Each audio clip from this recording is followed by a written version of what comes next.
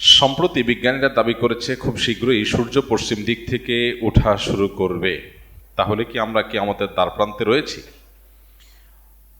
সূর্য পশ্চিম দিক থেকে ওঠার আশঙ্কা করছেন অনেক বিজ্ঞানীরা। অনেক টেলিভিশন চ্যানেলের রিপোর্ট আমরা দেখেছি।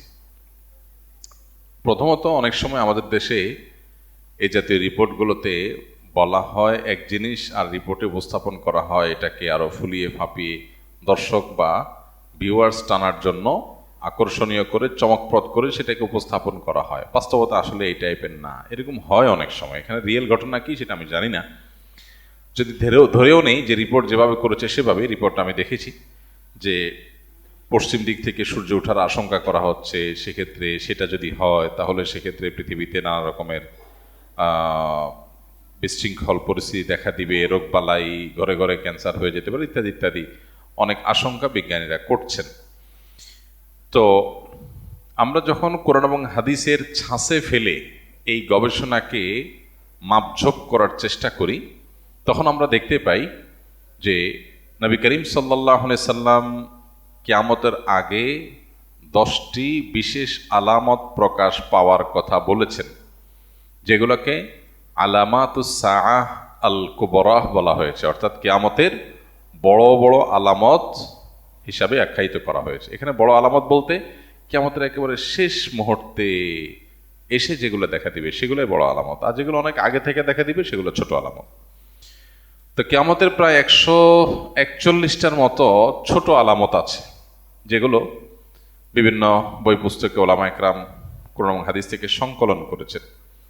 সৌদি আরবের একজন আলেম ডক্টর মোহাম্মদ আল আরিফি, তার একটা কিতাব আছে, সেখানে তিনি আলামাতুস সাআত এই 141 সবগুলোকে একত্র করেছেন।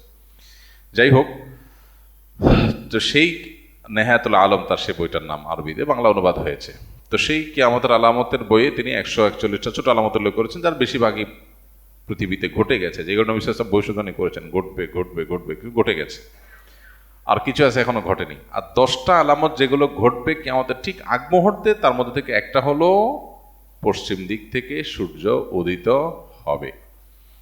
পশ্চিম দিক থেকে সূর্য উদিত হওয়ার এই আলামতটি দেখা দিবে কিয়ামতের আগের সব ছোট বড় আলামত প্রকাশের পরে। এরপর আর কিছু থাকবে না। পশ্চিম দিকে যখন আপনার সূর্য উদিত হবে, তখন কেউ আর তওবা করে আল্লাহর পথে ফিরে আসলেও সেটা অ্যাকসেপ্টেবল হবে না, সেটা অ্যাকসেপ্টেড হবে না। এবং তারপরেই শুরু হবে মহাপ্রলয়, শেষ। এই যে তার আগে একটা দীর্ঘ রাত থাকবে, বিভিন্ন বিশুদ্ধ হাদিস দ্বারা, কোরআনের বিভিন্ন ভাষ্য দ্বারা কিয়ামতের পূর্বে যা যা ঘটবে সেগুলো প্রমাণিত। সেই আলোকে আমরা বলতে পারি, যেহেতু কিয়ামতের ওই যে আলামতগুলো এখনো দেখা দেয়নি, ইমাম মাহদির আবির্ভাব, ঈসা আলাইহিস সালামের আবির্ভাব, দাজ্জালের সাথে সংগ্রাম, ইয়াজুজ মাজুজের সাথে সংগ্রাম, আরো বহু বিষয় রয়েছে যেগুলো কিয়ামতের আগে ঘটবে। সর্বশেষ আলামত হবে এটি। তো সেই ছাঁচের সাথে আমরা মিলাইলে দেখি যে এটা যদি ঘটেও, বিজ্ঞানীদের এই গবেষণা যদি সত্যও হয়, তাহলে কিয়ামতের আগে যে পশ্চিম দিকে সূর্য উদয় হওয়ার কথা হাদিসে বলা হয়েছে, এটি সেটা নিশ্চয়ই না। অর্থাৎ এরপরেও পৃথিবী টিকবে। এই পশ্চিম দিকে সূর্য উদিত হওয়ার পর পৃথিবী ধ্বংস হয়ে যাবে, এটা কোনোদিনই হবে না, যতক্ষণ পর্যন্ত হাদিসে ওই সমস্ত আলামতগুলো প্রকাশ না পাবে যেগুলোর পরে হাদিসে সতর্ক করা হয়েছে, ভবিষ্যদ্বাণী করা হয়েছে।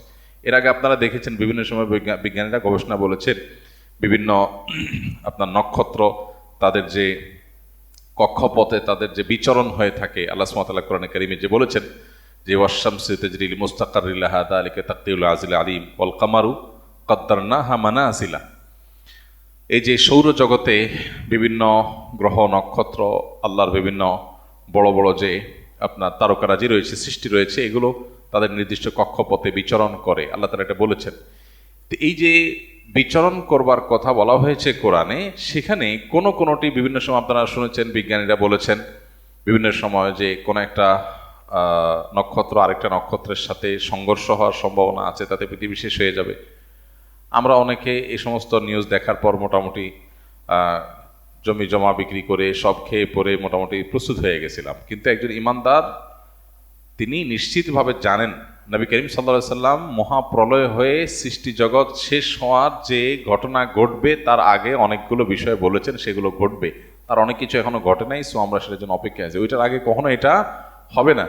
যদি এরকম সংঘর্ষ হয়ও, পৃথিবী যদি ক্ষতিগ্রস্ত হয়ও, তো আবার পৃথিবী আবার জেগে উঠবে। এটা ফাইনাল সেই ক্ষতিগ্রস্ত হওয়া নয় যেটি হাদিসে বলা হয়েছে।